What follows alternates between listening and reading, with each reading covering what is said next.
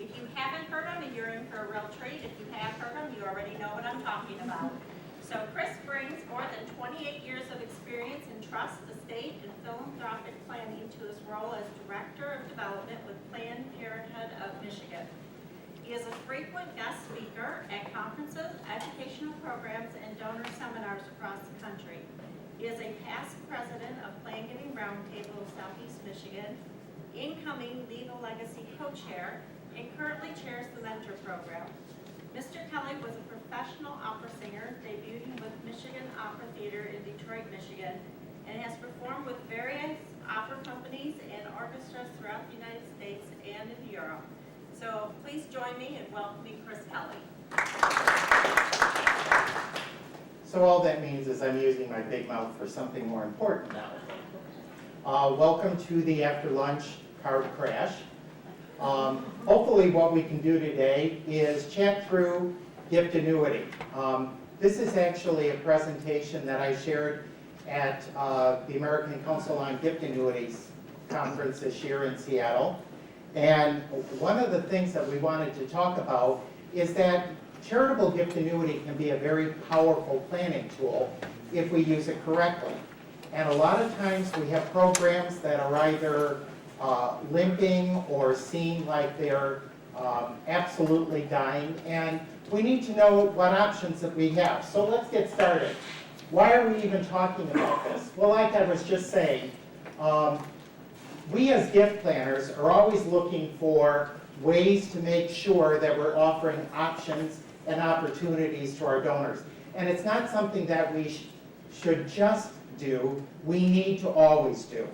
When donors have options, it's easier for them to make the commitment and to make the type of gift that they are hoping to make. In a time when blended giving is becoming more and more important, we need to have a better feel for these tools, whether it's charitable remainder trust or gift annuity, because when we can show our donors where they can find the cash or the wealth to make that gift, it's easier for them to do it.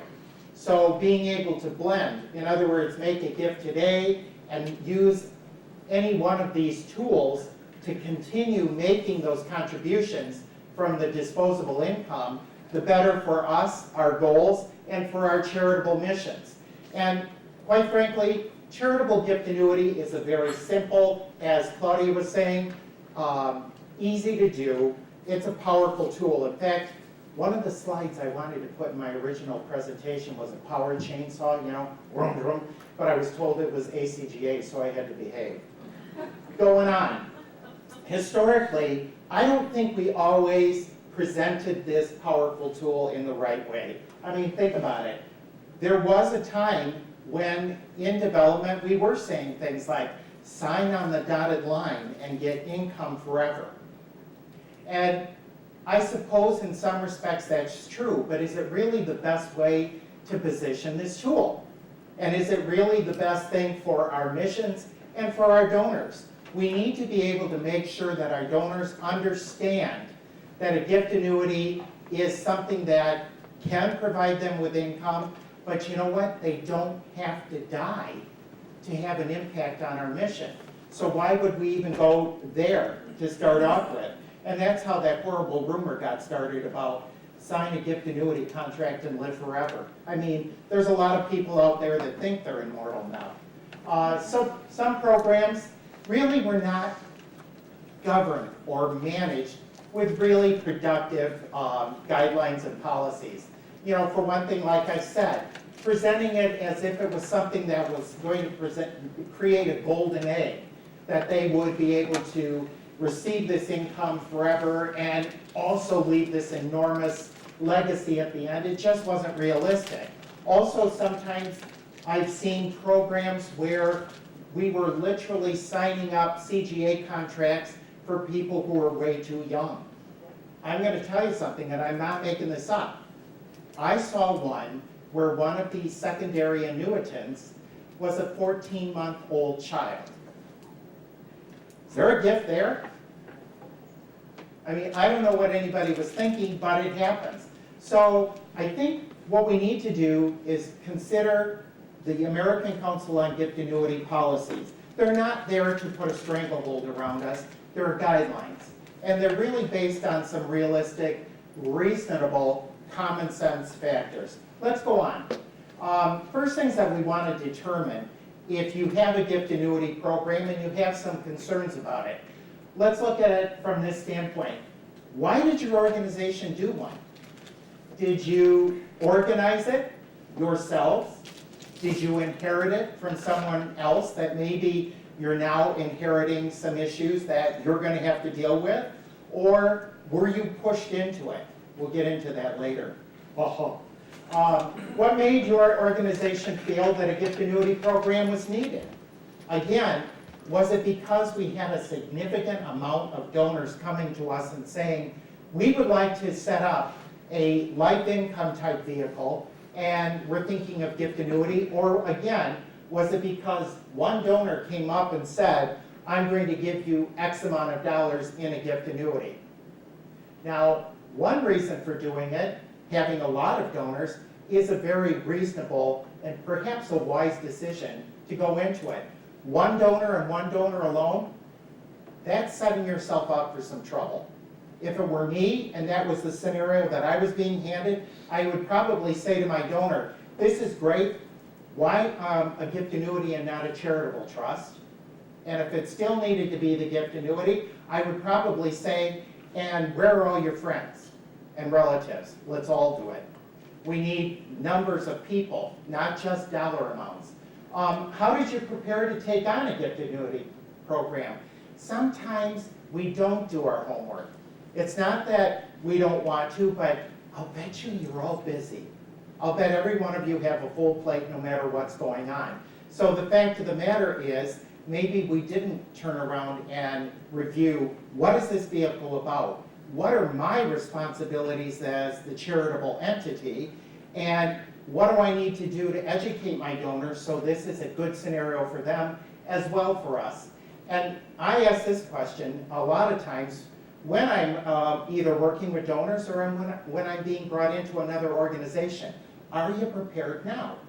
Are you doing the homework that we now know we need to do? Because if we're not, we might be taking on problems. Let's go on. Analyzing the issues. Now, we're first going to go through everything that could possibly go wrong and more. And then I think we'll talk about what we could do to make this a good scenario and not something to keep us up at night. Expectations. Are they reasonable and achievable? I bring that up, and I know you're probably sitting there saying, oh, come on, Kelly. I wouldn't have done this if I didn't think we could do it. I know what I'm doing, and you do. But I've also been involved in some programs where they were newer, and their expectation was that they were going to have 50 to 100 donors come rushing in to do a gift annuity. Now, unless we courted those people ahead of time, we don't know that that's going to happen. We might be very lucky if we have 5 to 10 people come rushing in and saying, hey, I heard you have a gift annuity. There's a lot of legwork that has to be done, so we need to set our expectations up front for success and not failure. Are you managing the expectations now? If it is to grow the program, we need to think about ways to do that. Education, training, getting donors to feel empowered is the way to set expectations that can be managed. What's the commitment level from the board, your committees, staff, volunteers? These are the folks that I think of as ambassadors of our organizations and the folks who can actually say, oh, heck yeah, gift annuity is a cool thing. I did one myself. I have been to donor events where the focus was on life income vehicles and CGA came up. And donors who were friends with board members were going up to their friends and saying, this sounds really interesting. Oh yeah, it's great. Have you done one? Crickets. Door goes down and it's not going to come up. Nobody is that good a friend. If you're not doing it, why should I do it? So we need to make sure that our donors maybe start internally with our own, our boards, our committees, our staff. Folks who can stand up and say, I not only believe in this organization and give my time, but I'm also giving of my finances in a way that's going to support the organization today and down the road. So that's why I bring that up. Do they understand how to use the gift annuity? I'm thinking in terms of not just I sign the dotted line and I get income, but I'm thinking in terms of I sign on the dotted line, I fund it, and now I have a new source of disposable income. I can now make current gifts, or I can use this as a vehicle to help me with my campaign goal that I want to give to the organization. We're going to get into that in a little bit too. Are you involving the gift officers and other advocates?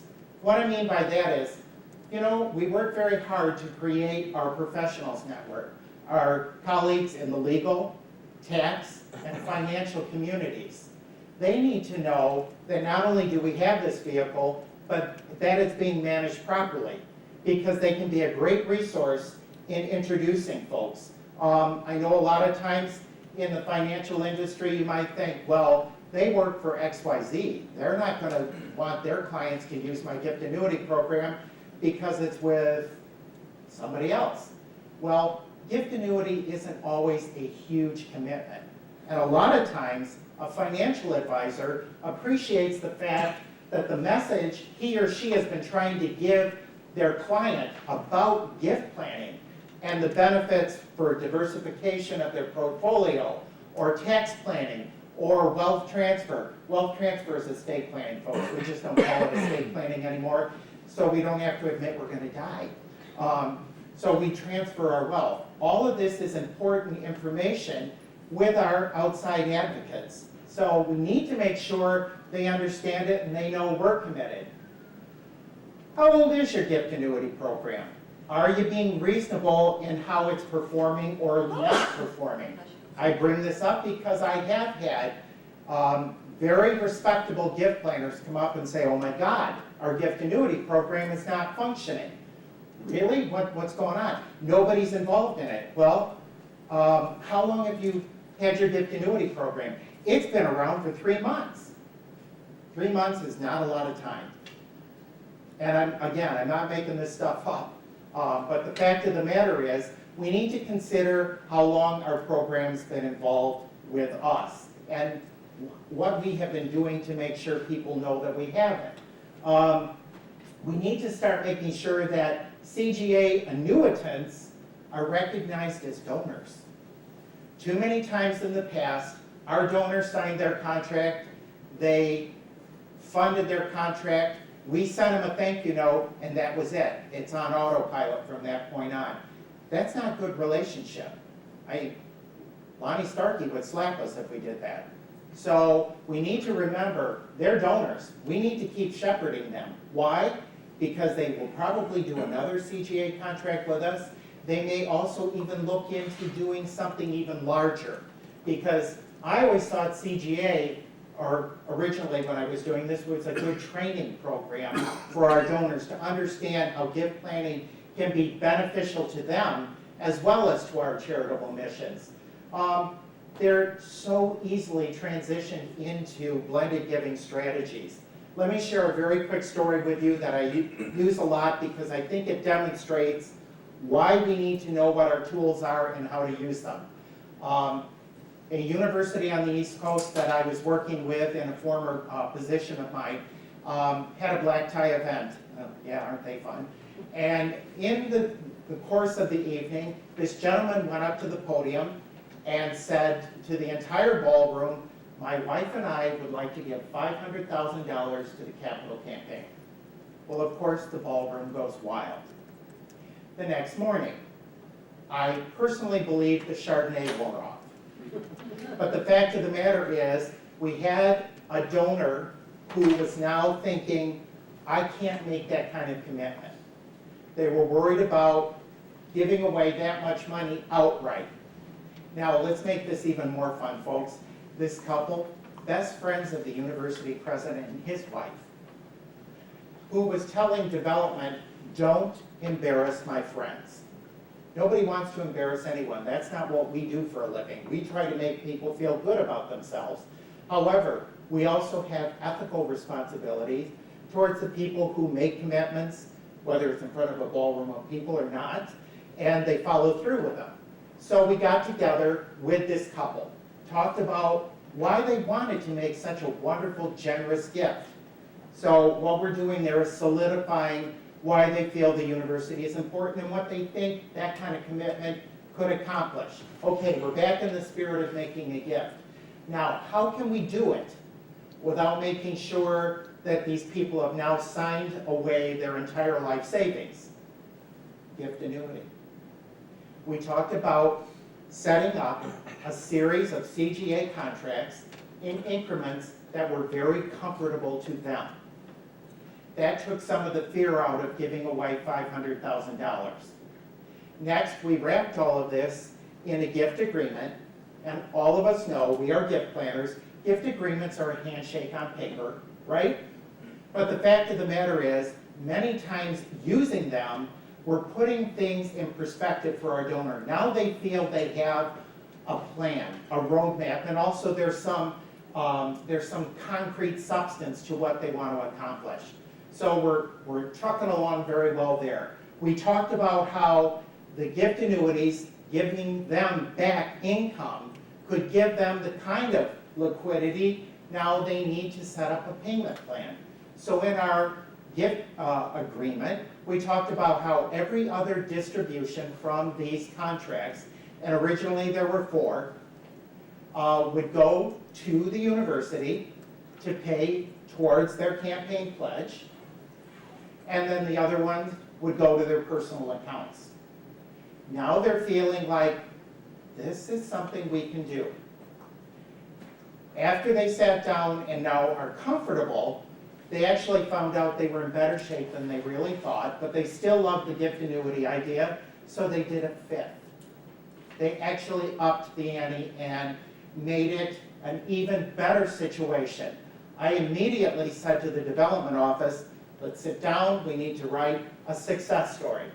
I personally called it turning a schmuck into a saint in 5 minutes flat, but the fact of the matter is, that's why knowing how to utilize these tools can help us in situations that are very uncomfortable. Going on, CGA contracts can easily assist the growth of your society.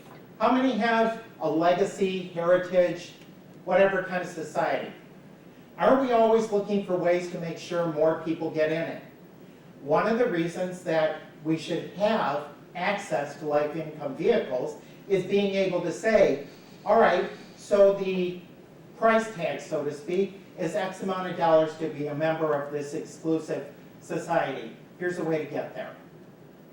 It just makes sense. Blended giving is having an impact on situations that we used to have sleepless nights over.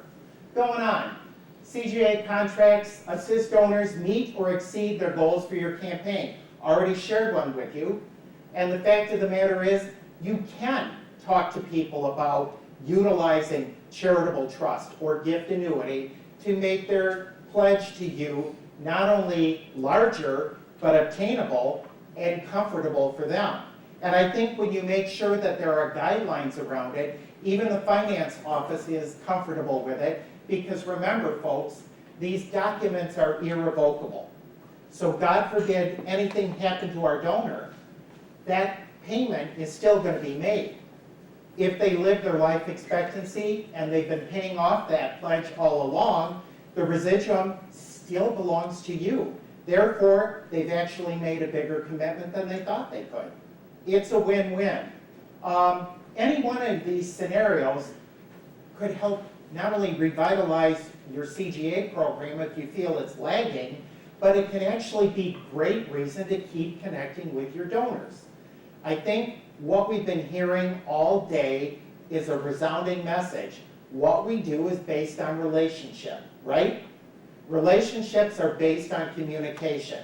I mean, there's a lot of psychiatrists and marriage counselors out there who are trying to teach people that they need to communicate in their relationship.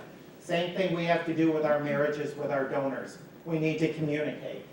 Going on, knowledge is power. Now, there's a saying for you, eh? First, Donors need to know that we have a gift annuity program and that they can utilize it.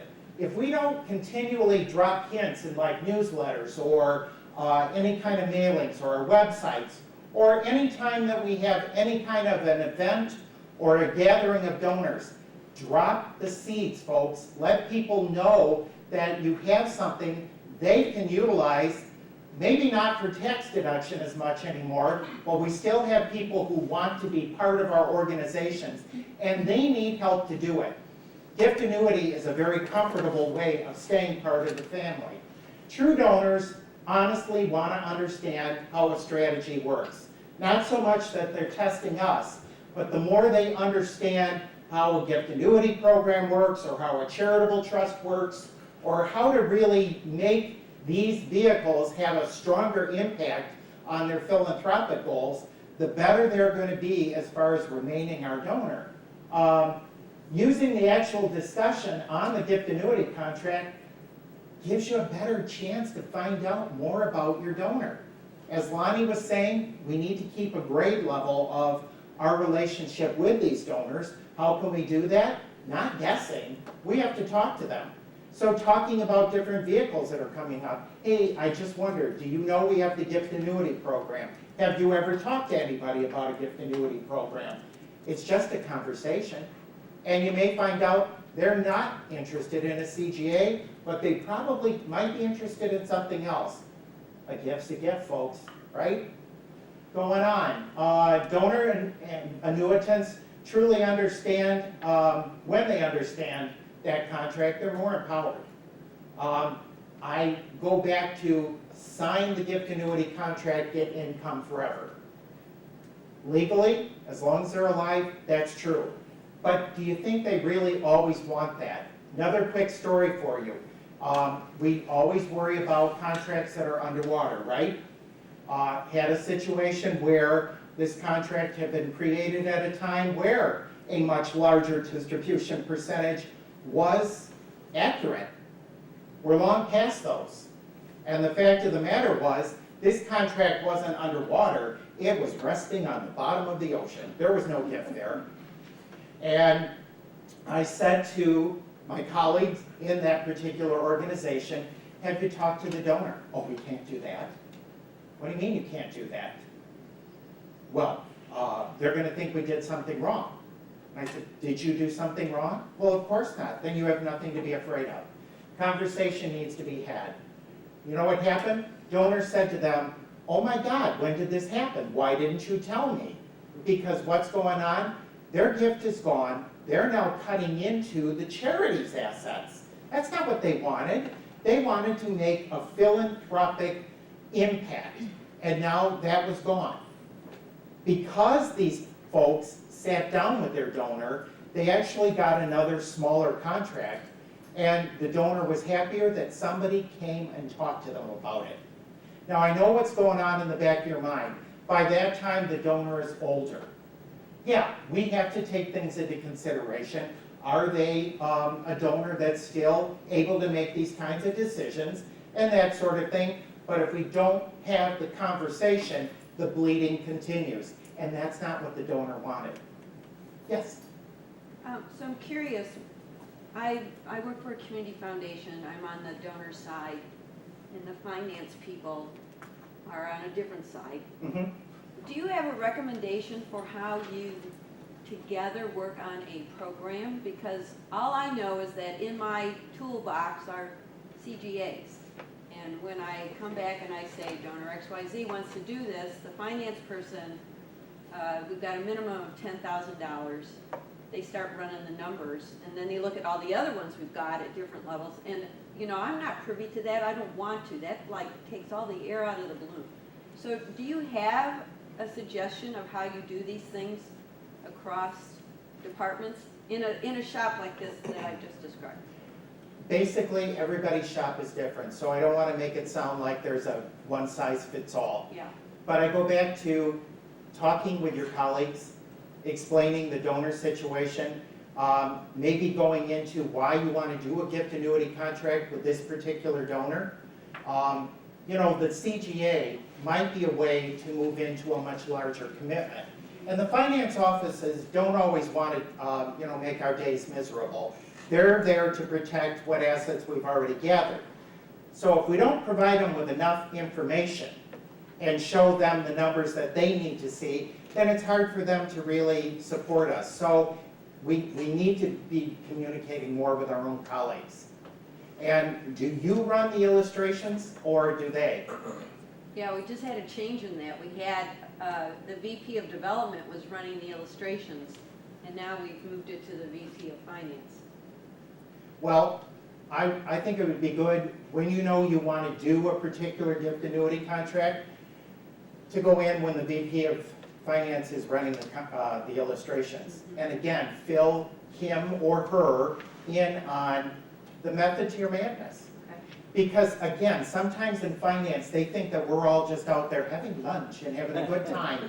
And that we're not being realistic that we need to raise money, but in an effective manner. So that's the best I can come up with. Does anyone else have a better suggestion or something to add? I apologize if I've offended any finance people in the room. Sorry. Finance people don't get offended. They're tough. Good. All right, let's go on. The reason I want to empower our donors, when we have to go back to a donor and tell them that there's an issue, the more they know about the contract, the more they know what can go wrong, what can go right, the better for them. The textbook scenario is a great way to begin the conversation, but I think we as gift planners have an obligation to make sure that our donors understand all of it.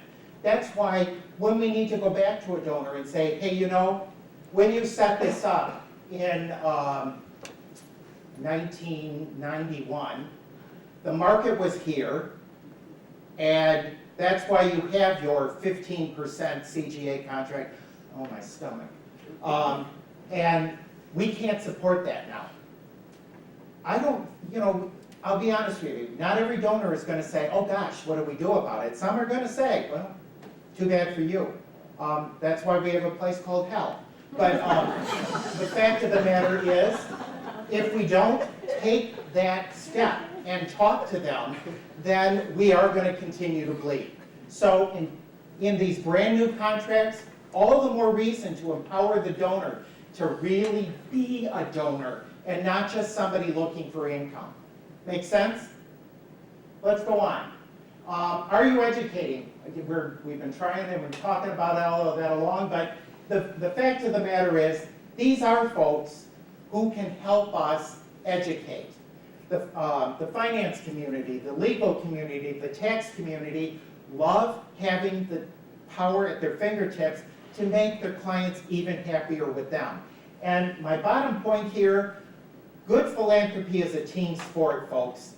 When we all work together with our client/donor, it's easier for them to make decisions. And quite frankly, people who have made an educated decision, especially with larger sums of money, are usually a lot more comfortable when their whole team is involved in it.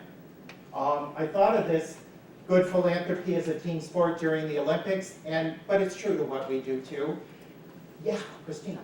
So when we were talking earlier, you were mentioning CGAs are, you like the 80-year-old age group, as a target group here. But then when I think about engaging board members and committee and volunteers, I have a lot of people that are in their, let's say 60s, 70s.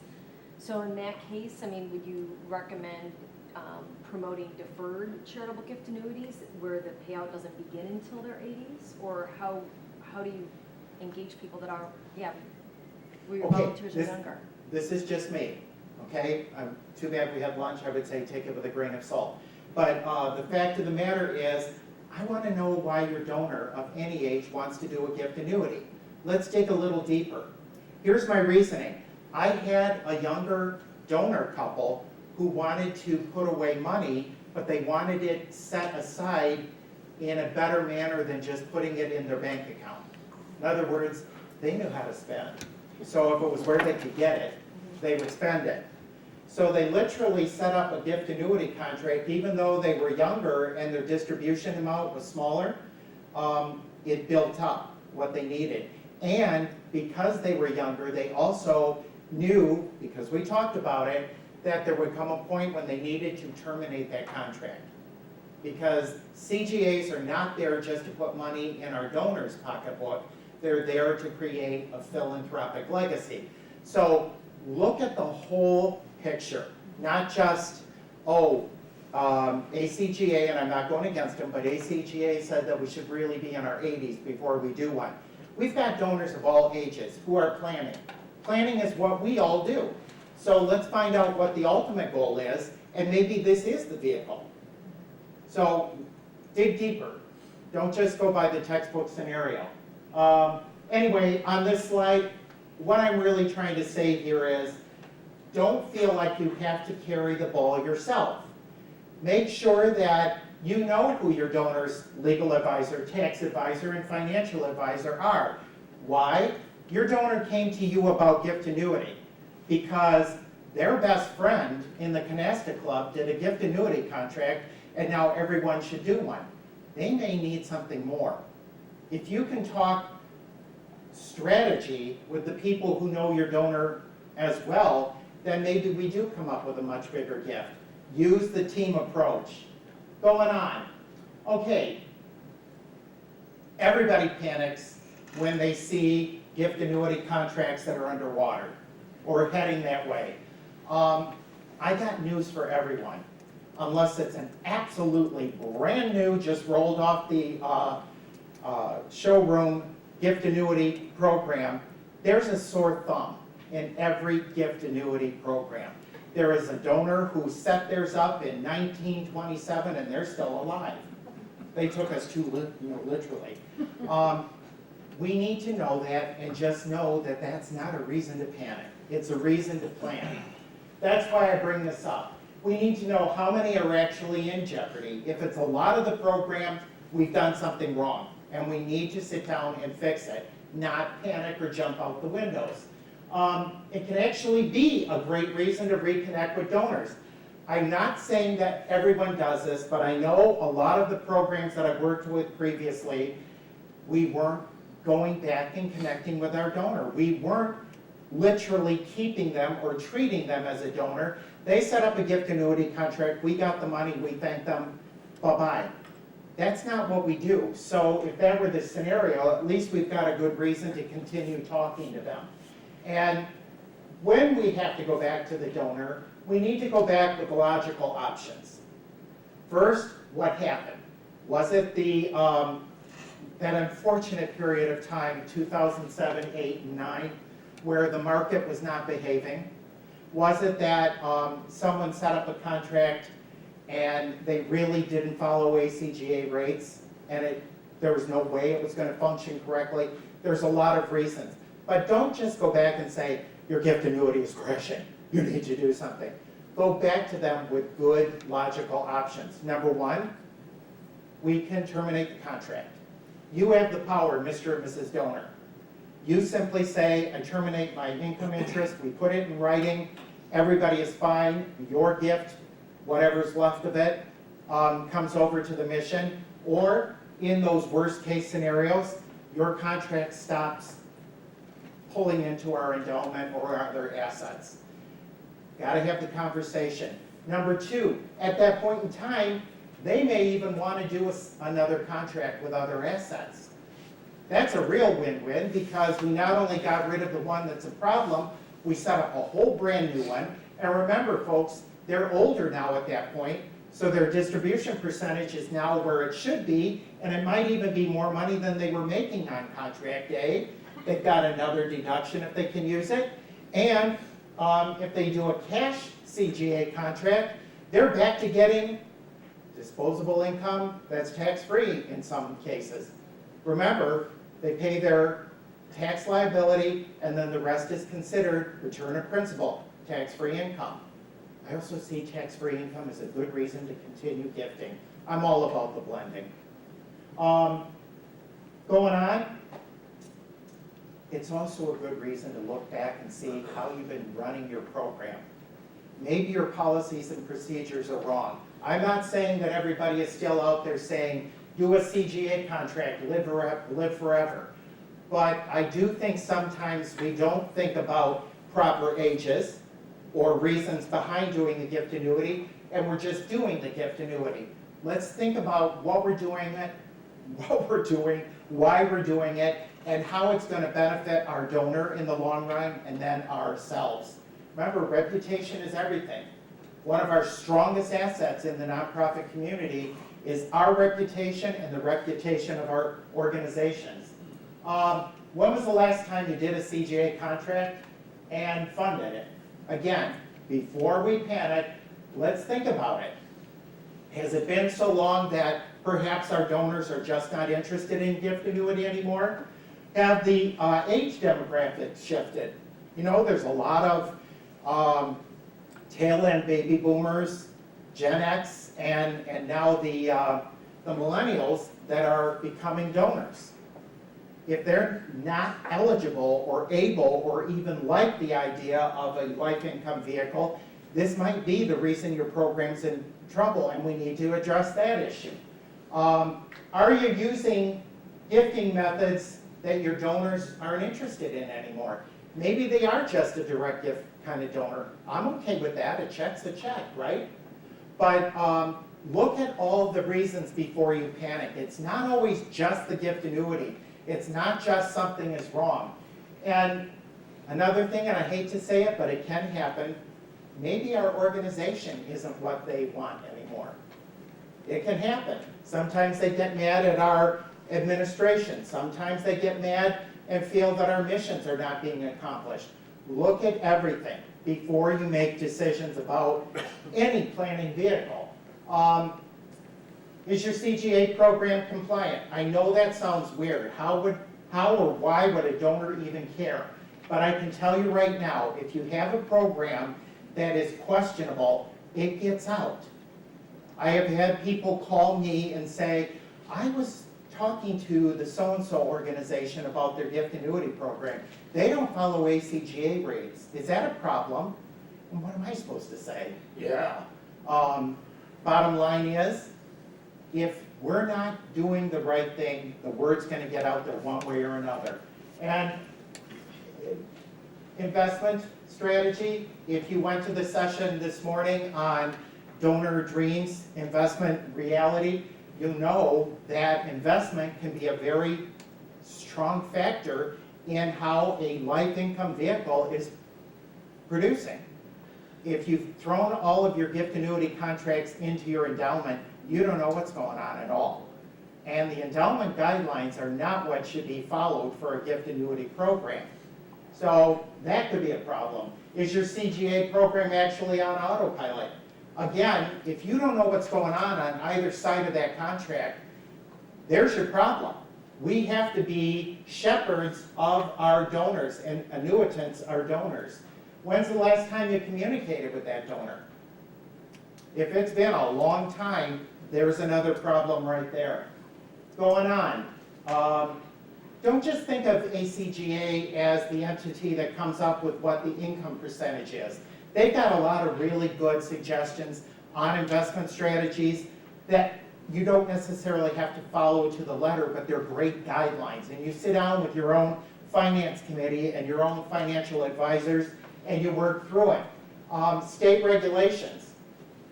People sometimes are under the impression, I'm following what needs to be done here in the state where I'm incorporated. Donors are mobile these days. We have snowbirds who went down there originally just in the winter and now they're staying there. We have donors whose kids have moved away and they want to make a gift to our organization because mom and dad love us. A lot of reasons can take us into other states and we need to follow those regulations. If not, it could come back to bite us. And I'm not trying to be too funny here, but these things might not land us on TMZ or even the cover of Chronicle of Philanthropy, but they can be problematic because the more that we all, as the gift planning community, learn about what's right and wrong, the more this information can get out there, and it could cause our donors to question whether or not they should be involved with us. And if not the donor themselves, then our partners in the other professions, legal, tax, and finance. That's why I'm saying, look at these things and make sure that you're within a reasonable compliance, and then we'll move forward. Your investment strategy, we already kind of talked about this, but remember, you'd like something that is complementary to your endowment or any of your other financial accounts, because those assets may transition into those accounts when the contract terminates. But following your own guidelines and not taking into consideration this is a life income vehicle with a different pull and a different set of regulation can get you in trouble from an investment standpoint. And poor performance on the portfolio in your gift annuity means you don't get a gift. You will keep giving the income to the donor, and the next thing you know, you have nothing. So keep this in mind and look at those and talk them over with your investment advisors. They probably already know about them, but they may like the idea that you're learning more about it too.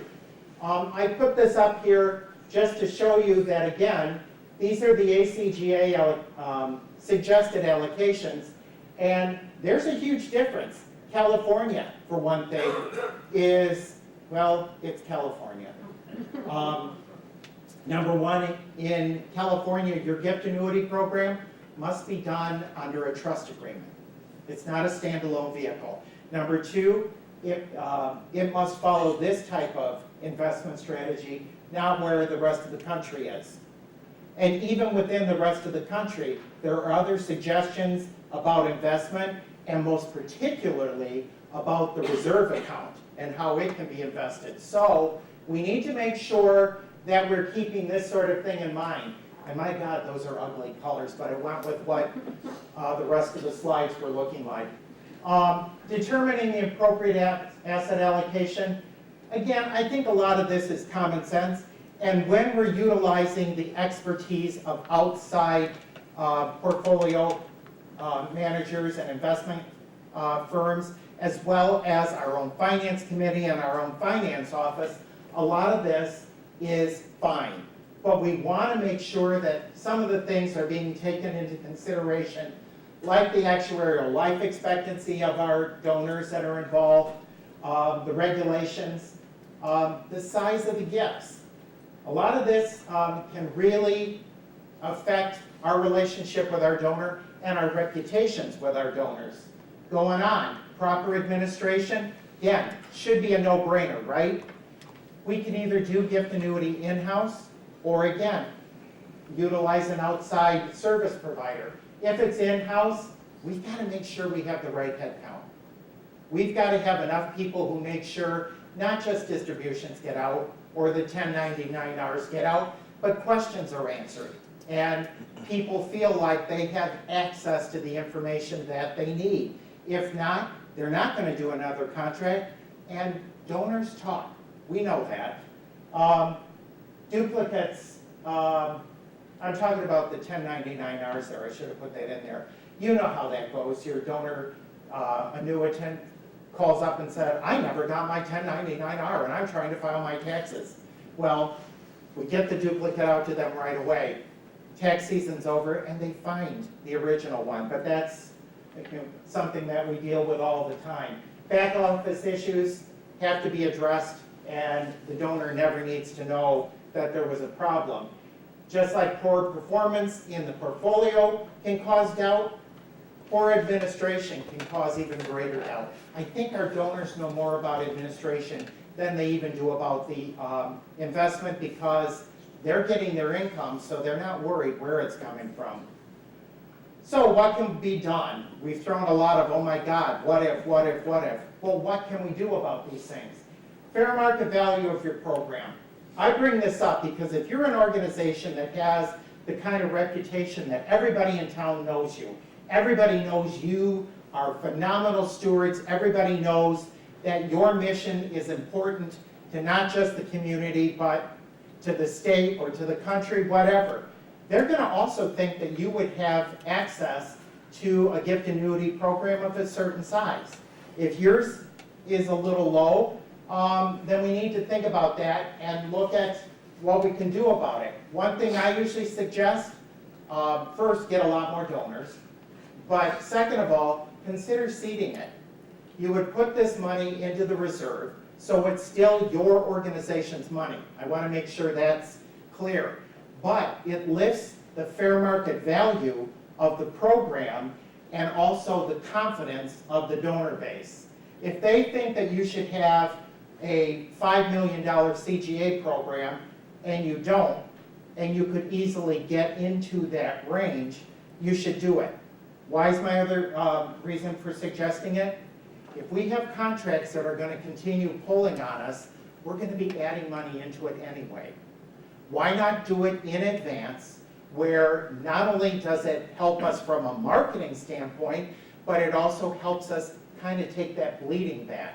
We're able to use and diversify and get a stronger investment strategy going right away. It takes a lot of worry out, and believe me, that's something that I worry about with gift annuities. Our program has underwater contracts, or they're heading that way. We've already kind of talked about this, folks, but I want to reiterate, please don't be afraid to have the conversation. Is it comfortable? No. I am not going to tell you it's going to be one of your 5 favorite things to do in the world. Who wants to go back to a donor and say, your CGA is broke? But the fact of the matter is, it's broke, and we need to fix it. But go to them, like I said, with options. You could terminate the contract now.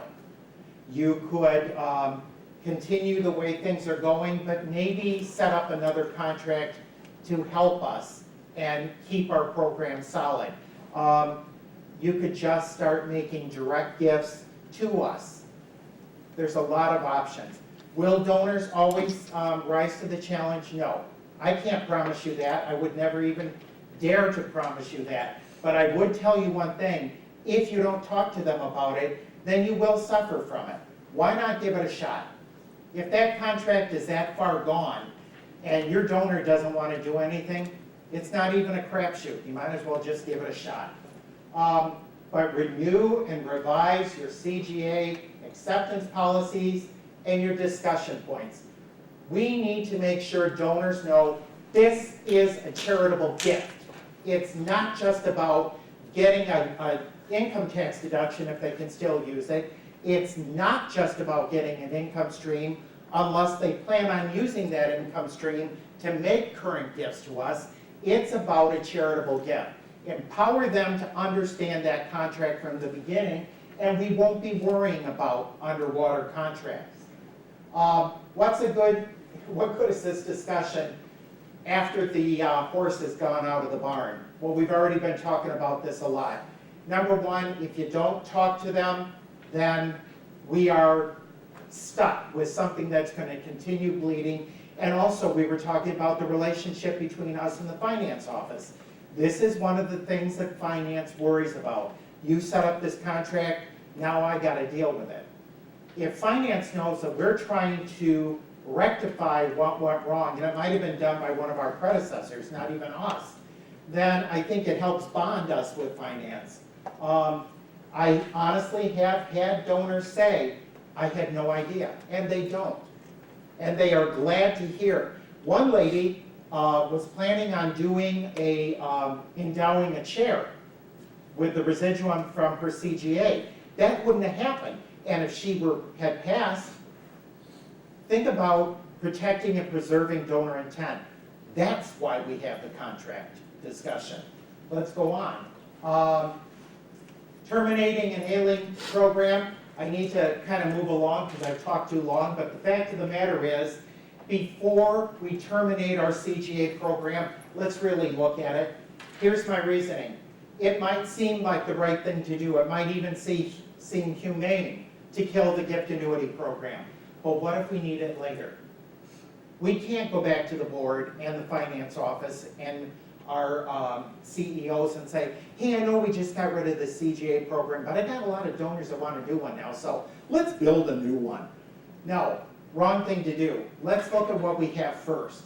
Let's see how we can fix it, or shore it up, or make it worthwhile using. If that can't happen, then I think we need to look at one other thing, teaming up with another organization. Think about the message you're giving to your donor when you say, oh, you want a gift annuity. Now, we don't have a program, but let's think. What other organizations do you contribute to? Let's look and see if they have a gift annuity program. Maybe what we could do is set up a contract and you can benefit both of us. Donors love when we work together, folks. They really see the message as, you're looking at me as a person and not a walking, talking ATM machine. So don't be afraid of that conversation either. Talk about who else they're working with. Come on, we are the gift planning community. Odds are you might know the other development office and be able to work very well with them. Consider that. Don't just kill a program. You can also reinsure contracts to keep things moving along as well. So there are options. Let's explore all of them first. We've done everything, now what? Well, maybe that does mean we have to kill the program. If that's the case, I'm begging you, please take CGA off of your website, off of your marketing material, and out of your conversations if you plan never discussing it again. I have seen donors get very confused because your website says you do gift annuity and I want to do one. Oh no, we don't do that. Why is it on your website? Look it over. Make sure that there's never anything that would make your donor think, do they know what they're doing? Summary. Oh God, my favorite part of a program. It means we're done and out of here. Number one, as Claudia mentioned in hers, wealthy donors are looking for options. 71% of them are looking for strategic planning. Now, a lot of them are going to use the other vehicles, but there are people who are doing larger CGA contracts or doing multiple CGA contracts. They're easy, they're fast, and the donor can be off and running on something else. They're also using them, as we shared with that university situation, they're using them to meet their contractual obligations for capital campaigns and projects that they want to see happen. So think about it. Having the CGA program or knowing a dependable alternative like your community foundation or a sister organization or maybe your national is the way to go. Because if donors don't feel they can achieve what they want with us, they're going to look someplace else. And we lose a donor.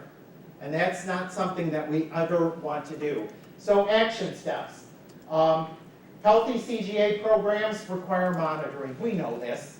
So we need to make sure that we look at it. We talk with finance. We keep on top of things so that we have these facts and figures at our fingertips to keep promoting the program and making it healthy.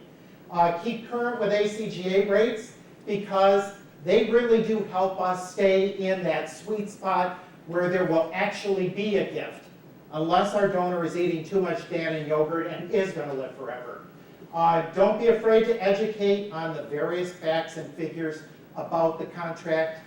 The more our donor knows, the more they understand, the more they figure out how they can actually utilize this simple little contract to make an even bigger impact. That's a donor that's going to be really happy with us. Happy donors tend to speak about what they have accomplished with us. Helps us get to other donors. Don't be afraid to communicate. It's really important. And healthy communication, that's what relationships are all about. We're going to go into a marriage with our donor, and don't think you're not. It's a marriage like anything else. So communicate and keep that marriage healthy. So with the 2 seconds we have left, does anyone have any other questions? Any comments? I'll take anything about things about my hair or weight. Mitch. So you've been on the nonprofit and the for-profit banking industry side, offering gift duty managements. Mhm. Could you share the group and maybe you could teach me something based on your experience? When is it right to work with a bank partner on a program and when isn't it? Based on what good question. Mitch is saying, when is it appropriate to work with an outside service provider like a bank, a trust company, to do administration, investment? First and foremost, I think it depends on the size of your shop. If you have headcount where you, honest to God, know you can meet every single facet of that contract, from good investment all the way down to the checks or the electronic deposits are done on time, that the 1099-Rs are going to be done on time, the 1096 is filed, in-house is fine. If you have the slightest doubt, start with a service provider. So smaller shop. Smaller shops, I think, or, you know, it just depends on your donor base too, its size. But I think if your donor base is small enough, you might not need a gift annuity program either. A lot of facets to think about. But I think sometimes having more firepower, like professional investment and professional administration, gives another level of comfort. That there's somebody else, another watchdog there, more checks and balances. Because even if it's a $10,000 gift, that's a major gift to me. And so I want to know that it's being handled correctly. And last thing, if you're the donor, what would make you feel better? But first and foremost, our donors trust us. Yeah, Sarah. I would just add, in your county, the community foundation would be very happy to help any nonprofit with that kind of back office service. And as you mentioned before, it could benefit both orgs, where an endowment could be set up through that annuity at the foundation to benefit that nonprofit, so. A lot of options. Yeah. A lot of options. Explore all of the options, because when you make that decision, and that's not to say if you decide to do it in-house, you can't then turn around and go to a provider or vice versa, but do what's going to make everybody comfortable first. If you're nervous, donors are they're receptive little critters. They know when we're nervous. So we need to be comfortable. We need to be able to look them in the eye and say, this is what's going to happen. And we know what will happen. Sir? What's the best practices for recognizing when the donor sets up the account within your annual report or within your honor roll of donors? Is it the year that it happens, the amount, or what sort of is the? There are a lot of thoughts on that one.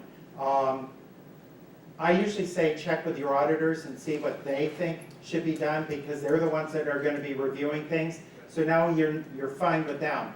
However, I'm also a fan of keeping my own records. Right. And that way I know what's going on as well. So I know that's kind of a muddy way of saying it, but go with your auditors first, check with your finance office next. What information do they need, do they use? Some do not consider that, they see it as an outside. Is it not a gift, is it a gift? Is it, Right. Sort of, right. Right, It's an internal discussion, but you don't really have, there isn't a plain sort of best practice on that. I shouldn't say there's no right or wrong, there's always wrong. But the fact of the matter is, talking first and finding out how everybody's going to be comfortable will make you a lot happier.